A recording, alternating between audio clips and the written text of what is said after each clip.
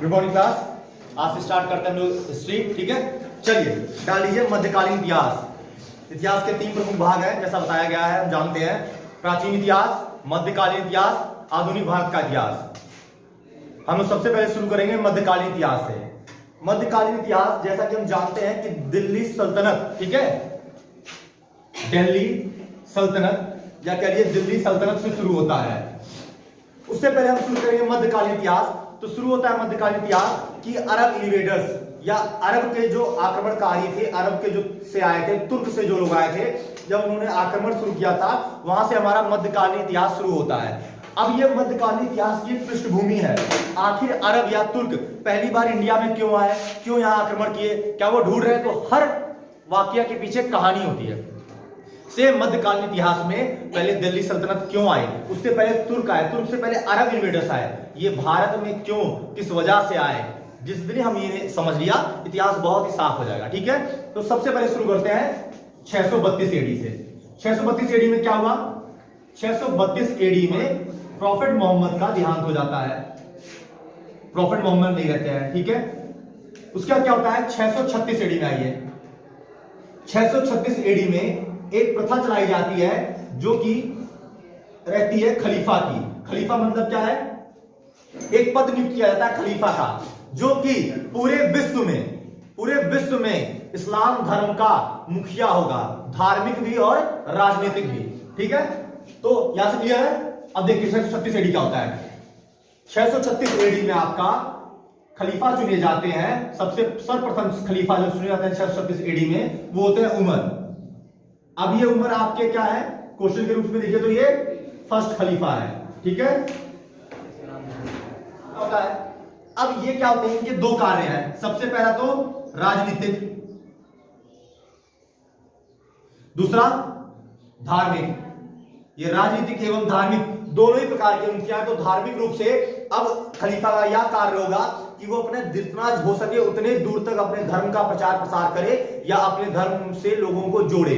राजनीतिक कार्य क्या होगा कि उमर या जो खलीफा है हमारे, वो जहां तक हो सके वहां तक अपनी राजनीतिक क्षेत्र या अपनी राजनीति या अपने राज्य को बढ़ावा दें। क्लियर?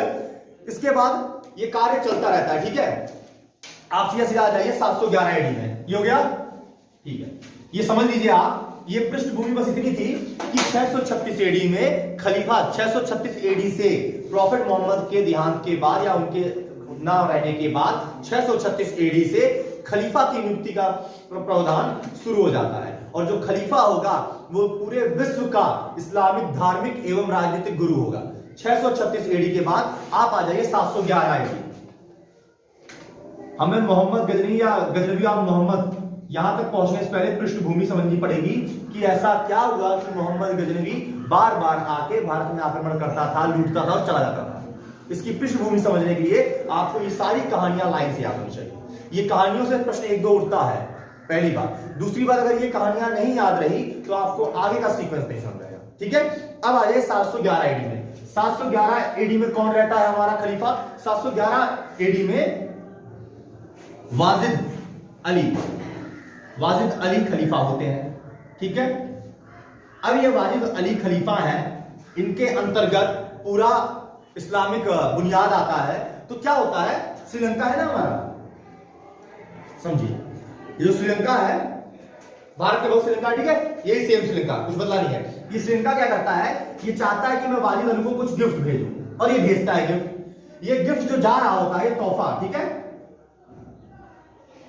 श्रीलंका के राजा द्वारा या साम्राज्य द्वारा, शासक द्वारा खलीफा वाजिद अली को 711 एडी में एक तोहफा भेजा जाता है। जो तोहफा क्या होता है, बीच में ही लूट लिया जाता है।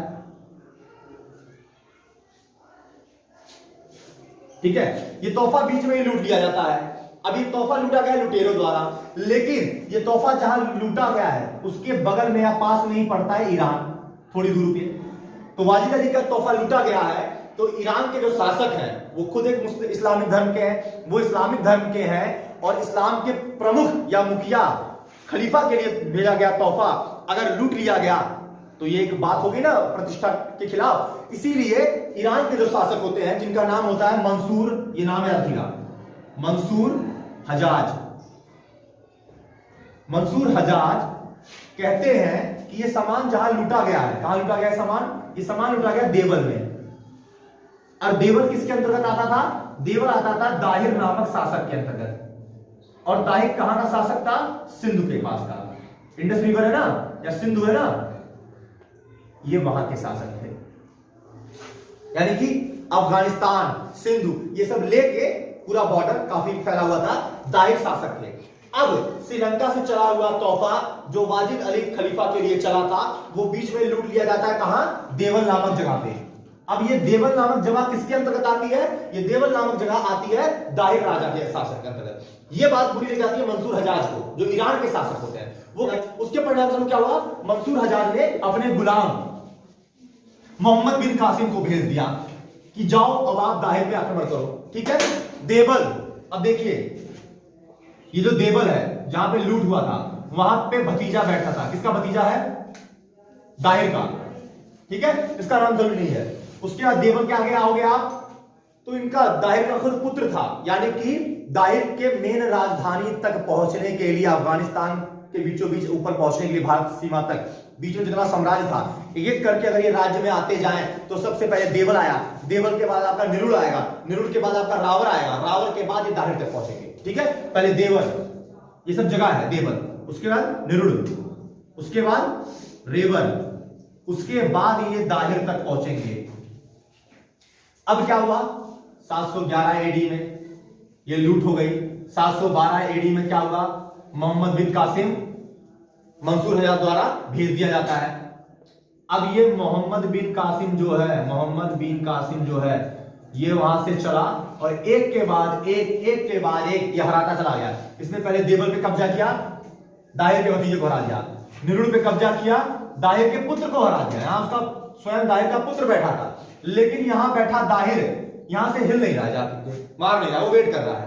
अब वो क्या था क्या नहीं था हमें नहीं पता, इतिहास में बस ये है कि वो हार गए थे और मोहम्मद बिन कासिम एक के बाद एक आगे बढ़ता जा गया था। अब उनके मन में क्या था वो तो वही जाने, इतिहास हम गेस कर सकते हैं। ठीक है, वो पहले देवल पे कब्जा किया मोहम्मद बिन कासिम ने, फिर आगे बढ़ा निरुल पे, फिर रेवर पे और फिर दाहिर पे। ऐसा क्या हुआ, ये मोहम्मद बिन कासिम की अगर आप एज जानना चाहो तो जान लो 17 साल का है अभी। जिस वक्त भारत में घुस के लगातार उनको हराता जा रहा है, उस वक्त इसकी एक्चुअल एज 17 साल की थी बस जी। हाँ, ये आप जान लीजिए। टीपू सुल्तान 13 साल की में अपना शासन पकड़ लिए थे। ठीक है, चलिए, तो मोहम्मद बिन कासिम 17 साल का था, छोटी सी आर्मी लेके विदेश से आ रहा था और एक के बाद एक देवल को हराया, फिर निरुल को हराया। देवल में खुद इनका भतीजा बैठा था, चलो भतीजे के मरने में कम नहीं हुआ, निरुल में इनका पुत्र बैठा दाहिर था। तब भी इनके कान में चुनी लगी, ये हिल ही नहीं रहे, यहाँ ये वेट कर रहे हैं कि आने तो यही मार दूंगा, आने तो यही मार दूंगा। वो फिर रेवर में आया, रेवर भी हरा लेगा, दाहिर तक पहुंच गया, दाहिर से युद्ध हुआ। दाहिर की सेना उनकी सेना से काफी ताकतवर थी, मोहम्मद बिन कासिम फिर भी जीत गया। कैसे, मोहम्मद बिन कासिम घोड़ों पे आए थे, दाहिर के जो शासक थे वो हाथी पे लड़ते थे। उसके बाद दाहिर के, और ये तीर होते ना, तीर, तब तीर कमान चलाई होती थी।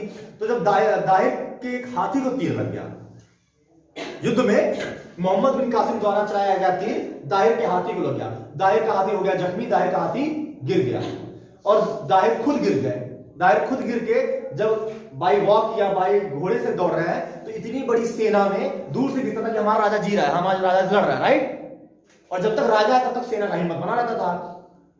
हाथी गिर गया, राजा दिखाई नहीं दे रहे हैं, पता नहीं कहां गायब हो गए भीड़ में, और हाथी दाएं बाएं पागल में भाग रहा है, चोट लगी थी उसको, घायल हुआ था। लोगों में पैनिक हो गया, लोगों में घबराहट आ गई कि दाहिर भाग गया, दाहिर मैदान छोड़ के भाग गया, दाहिर तो भाग गया, हमारा राजा भाग गया, भागो जान बचाओ, भागो जान बचाओ। वही कटपला हुआ, वो कालकिया मर गया, कालकिया मर गया, सब भागे थे ना लाखों से। सेम वही होता है यहाँ भी। हुआ क्या, दाहिर के हाथी को चोट लग जाती है, दाहिर के हाथी को चोट लगने से दाहिर हाथी से गिर जाते हैं, दाहिर का हाथी पागल के दाएं बाएं भागता है। अब जहां भी भाग रहे हैं सेना का ध्यान जाता है कि राजा है नहीं, खाली हाथी का राजा मर गया क्या। कुछ लोग राजा हमारा मर गया, कुछ लोग राजा हमारा मैदान छोड़ के भाग गया। मनोबल टूट गया सेना का, दाहिर को पकड़ गए, दाहिर मार गए, मोहम्मद बिन कासिम इस प्रकार से जीत जाता है। दाहिर ने क्या किया था, दाहिर ने बात नहीं मानी थी, तोहफा नहीं भेजा था ना, तो दाहिर की 2 पुत्रियों को मोहम्मद बिन कासिम जीत के ले जाता है, खलीफा के लिए तोहफा, ऐसा तोहफा गिफ्ट ले जाता है। तुर्की आ जाता है फिगर में। अब ये तुर्की क्यों आता है आप समझिए, ठीक है, तुर्की देश है ना, तो यहां पे एक साम्राज्य होता है, ठीक है, खजाई साम्राज्य है ना, यहां पे एक साम्राज्य होता है, सामान्य साम्राज्य, सामान्य साम्राज्य होता है। इस सामान्य साम्राज्य का एक गुलाम होता है, ठीक है, गुलाम माने उसका चीफ गवर्नर, ठीक है। एक गुलाम होता है जिसका नाम क्या होता है, अलफ्तगीन, ठीक है, अलफ्तगीन, अलफ्तगीन नाम होता है। अलफ्तगीन का खुद का एक गुलाम होता है, ये गुलाम है, अलफ्तगीन अपने आप में गुलाम है, क्योंकि अलफ्तगीन एक अच्छे रैंक का गुलाम है, उसने खुद एक गुलाम रख रखा है, बस समझे ना।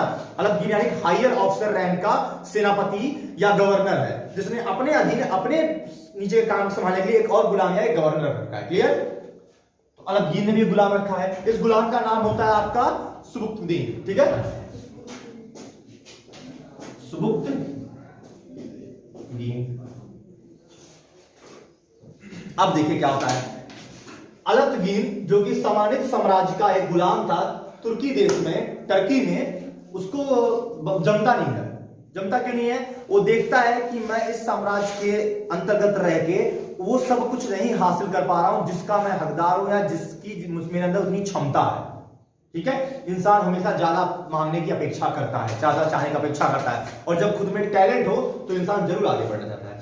तो इसको ये भरोसा था अलफ्तगीन को कि मैं इससे आगे कुछ कर सकता हूं, सामान्य साम्राज्य में मेरी उतनी पहचान या हैसियत नहीं जितनी मैं खुद की अपनी अकेले बना सकता हूं। वो आगे बढ़ जाता है, आगे बढ़ के कहां पहुंचता है, वो आगे बढ़ के पहुंचता है अफगानिस्तान। अब जब ये जा रहा है तो इसका वफादार भी जाएगा, ठीक, क्लियर बात।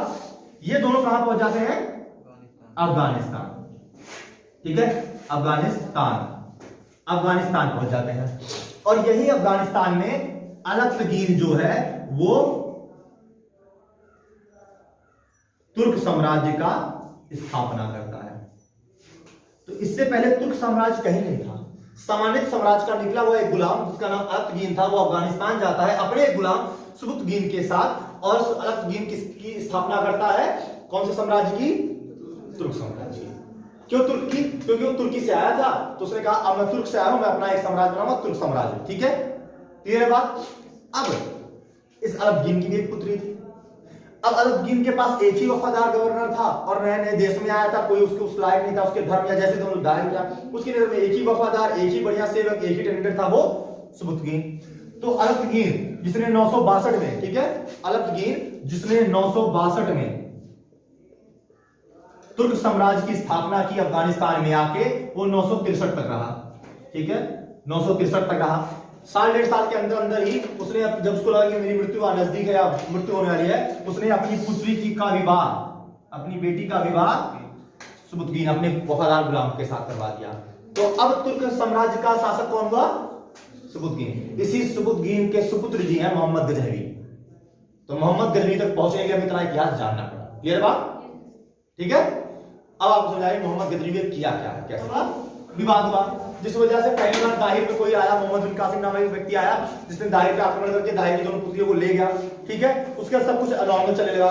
फिर क्या हुआ, तुर्की में बैठे एक व्यक्ति को समझ आता है कि यार तुर्की में मजा नहीं है, स्कोप नहीं, चलो अमेरिका कमाने चलते हैं। वैसे उसको भी दिमाग में आता है, वो कहता है तुर्की से निकलो, कहीं आगे बढ़ते हैं। वो आगे इस तरफ आया, अफगानिस्तान की तरफ। उसने वहां तुर्क साम्राज्य की स्थापना की, अपने गुलाम को भी लाया।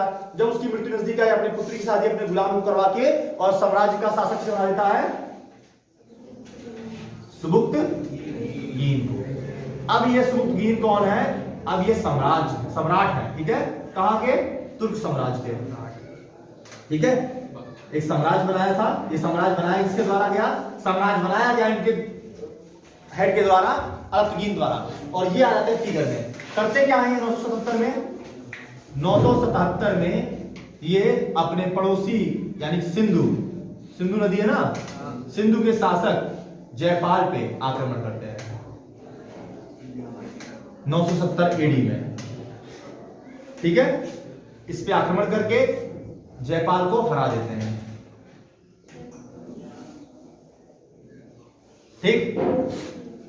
तो सर्वप्रथम पहली बार कौन सा तुर्क भारतीय शासक पे आक्रमण करता है, जयपाल।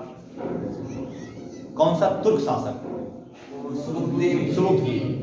यानी कि भारत में सबसे पहला तुर्क जो आया था उसका नाम है सुबुक्तगीन। कहानी से हमेशा याद रहेगा, हटनी होगी, ठीक।